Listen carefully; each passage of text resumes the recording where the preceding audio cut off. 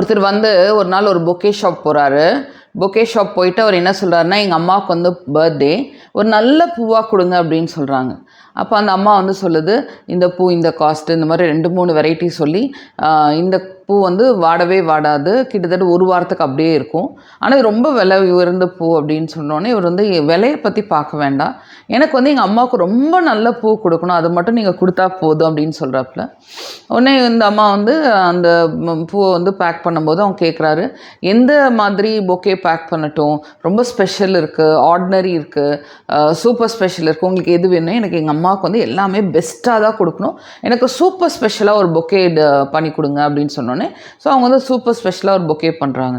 அப்புறம் கேட்குறபடி பேச்சுவாக்கில் கேட்குறாரு, இதை வந்து போய் டெலிவர் பண்ணணும், ஏதாவது ப்ரொவிஷன் இருக்கா அப்படின்னு கேட்டதுக்கு அந்த பொண்ணு வந்து, எங்களுக்கு வந்து டெலிவரிங் ஆப்ஷன் இருக்குது, நாங்கள் வந்து ஒரு கொரியரோட டைப் வச்சுருக்கோம், அந்த கொரியரில் கொடுத்தோம்னா அவங்க வந்து போய் கரெக்டாக டைமுக்கு டெலிவர் பண்ணிடுவாங்க அப்படின்னு சொன்னோன்னே அவர் வந்து யோசனை பண்ணுறாரு.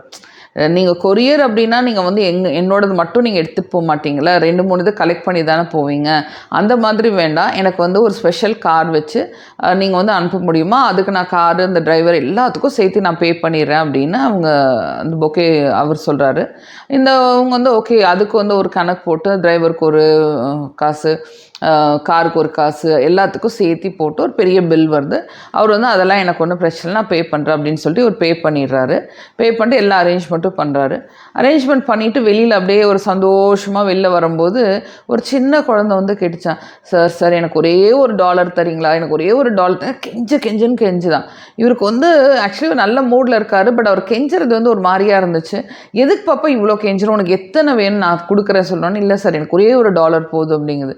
சரி நீ எதுக்கு நீ இவ்வளோ பெஸ்டர் பண்ணுற, எதுக்கு உனக்கு ஒரு $1 வேணும்னு கேட்டேன். இல்லை எங்கள் அம்மாவுக்கு பர்த்டே, நான் வருஷம் அம்மாவுக்கு வந்து நான் ரோஸ் கொடுப்பேன், இந்த வருஷம் வந்து எனக்கு காசு இல்லை, அதனால் நான் வந்து ரோஸ் கொடுக்கணும்னு நினைக்கிறேன், எனக்கு $1 தரீங்களா அப்படின்னு கேட்குது. அவர் வந்துட்டு சரி உனக்கு $1 என்ன $10 கொடுக்குறேன், நீ ரோஸோட நீ வேணால் ஒரு சின்ன பொக்கே வாங்கிக்கோ, உனக்கு சாக்லேட் வேணாலும் அம்மாவுக்கு வாங்கிக்கோ, எது வேணாலும் வாங்கிக்கோ பாப்பா, நான் ரொம்ப சந்தோஷமாக இருக்கேன் அப்படிங்கிறாரு. அந்த பொண்ணு வந்து இல்லை சார் எனக்கு ஒரே ஒரு $1 கொடுத்தா போதும் அப்படின்னோடனே இவர் வந்து அந்த $1 கொடுத்துறாரு. கொடுத்தோடனே அது ரொம்ப சந்தோஷமாக அந்த பொண்ணு அப்படியே தொண்டிலே குதிச்சுட்டு ஓடுது.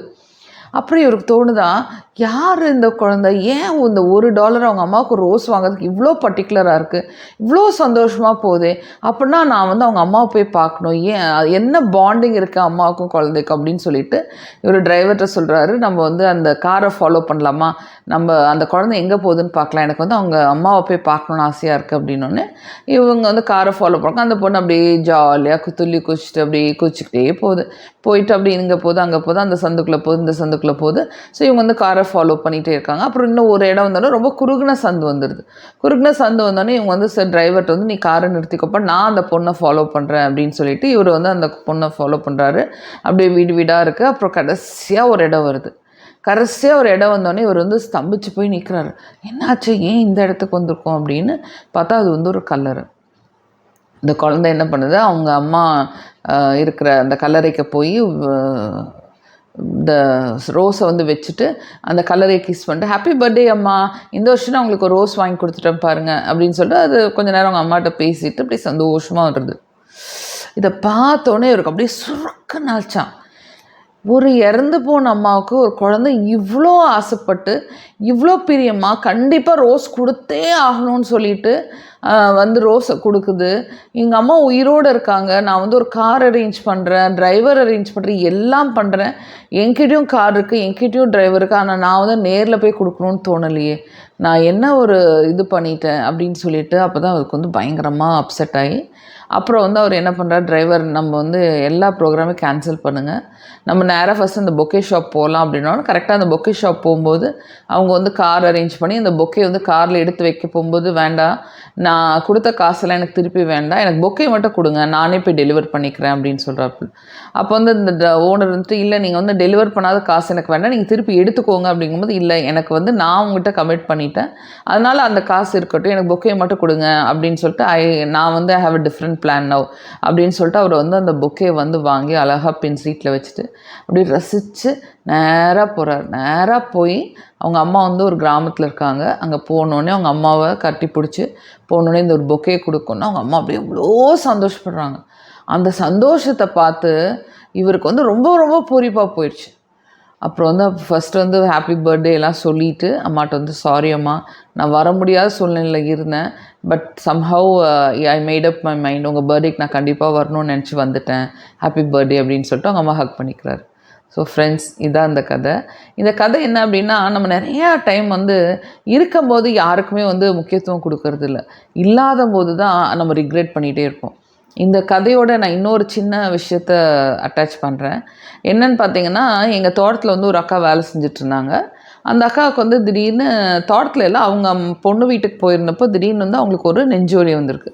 ஸோ நெஞ்சு வலி வந்த உடனே அவங்க என்ன பண்ணியிருக்காங்க, உடனே வந்து அவங்க ரியாக்ட் பண்ணி அவங்க வந்து போய் ஹாஸ்பிட்டலில் சேர்த்து அவங்களுக்கு வந்து ஸ்டென்டிங் பண்ணியிருக்காங்க. ஸ்டென்டிங் பண்ண உடனே எங்களுக்கு ஃபோன் வந்தது, இப்படி உடம்பு சரியில்லை, அவங்கள இப்படி ஸ்டென்டிங் பண்ணியிருக்காங்க. ஸோ நாங்கள் உடனே போய் பார்க்க போகலாம். ஏன்னா அந்த அக்கா ரொம்ப பிரியமாக இருப்பாங்க எங்ககிட்ட. சரின்ட்டு நாங்கள் பார்க்க போகலான்னொன்னே, இல்லை இவங்க வந்து ஐசியூவில் இருக்காங்க, இப்போ வர வேண்டாம், நீங்கள் வீட்டுக்கு வந்தோடனே வாங்க அப்படின்னு சொன்னாங்க. அப்புறம் நாங்கள் வந்து சரி ஒரு வாரம் 10 நாள் கழிச்சு வாங்கினாங்க. சரி நாங்கள் ஒரு வாரம் 10 நாள் கழிச்சு வரலாமான்னு ஃபோன் பண்ணப்போ, எங்கள் தோட்டத்தில் இருக்கிறவங்க இன்னும் 3-4 பேர் சேர்ந்து எல்லோரும் ஒன்றா போகலாம், நீங்கள் தனியாக போகாதீங்க அப்படின்னாங்க. சரி நாங்கள் எல்லோரும் ஒன்றா போகலான்னு பிளான் பண்ணுறோம். கிட்டத்தட்ட 1.5 மாதம் ஆயிடுச்சு எல்லோரும் ஒன்று சேர்த்து போகிறதுக்கு. இன்றைக்கி போகலாம், நாளைக்கு போகலாம், இன்றைக்கி போகலாம், நாளைக்கு போகலான்னு. அப்புறம் எனக்கு வந்து ஒரு முக்கியமான வேறு ஒரு வேலை வந்து வந்துட்டு இருந்துச்சு.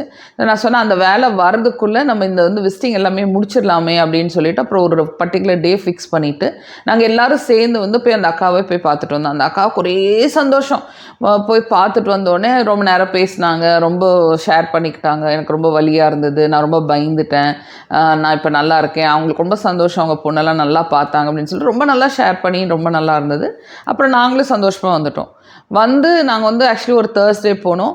தேர்ஸ்டே போய் அடுத்த வென்ஸ்டே வந்து ஒரு ஃபோன் வருது, அந்த அக்கா வந்து திருப்பி நெஞ்சு வலி வந்தது, ஹாஸ்பிட்டல் கூப்பிட்டு போகும்போது இறந்துட்டாங்க அப்படின்னு ஒன்று. எனக்கு அப்படியே அதை கேட்டோன்னு பயங்கர ஷாக்காக இருந்துச்சு. ப்ளஸ் எனக்கு சந்தோஷமாக இருந்தது. இப்போது அந்த அக்கா வந்து இறந்துட்டாங்க, வலி வந்தது, இறந்துட்டாங்க, ஓகே. ஒரு வேளை நாங்கள் வந்து அவங்கள பார்க்குறது மட்டும் மிஸ் பண்ணியிருந்தோம் அப்படின்னா, லைஃப் லாங் அந்த அக்காவை அவங்க நினைக்கும் போது எல்லாம் ஐயோ பார்த்துருக்கலாமே, பார்க்காம விட்டுட்டோமே, ஐயோ இதே தான் நாங்கள் நினச்சிட்ருப்போம். இப்போ வந்து நாங்கள் பீஸ்ஃபுல்லாக இருக்கோம். ஓகே, அக்காவுக்கு வந்து உடம்பு சரியில்லை, அவங்க இறந்துட்டாங்க, அது வந்து எனக்கு சமாதானமாக இருக்குது. இல்லாட்டி நாங்கள் லைஃப் லாங் கில்ட்டியாக இருப்போம். ஃப்ரெண்ட்ஸ், உங்களுக்கு யாராச்சும் போய் பார்க்கணுன்னு தோணுச்சுன்னா உடனே போய் பாருங்கள். ஏன்னா அடுத்த நிமிஷத்துக்கு நம்ம கேரண்டி கொடுக்க முடியாது.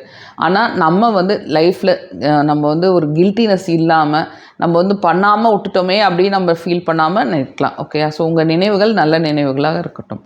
இந்த நாள் இனிய நாளாக இருக்க உங்களுக்கு வாழ்த்துக்கள்.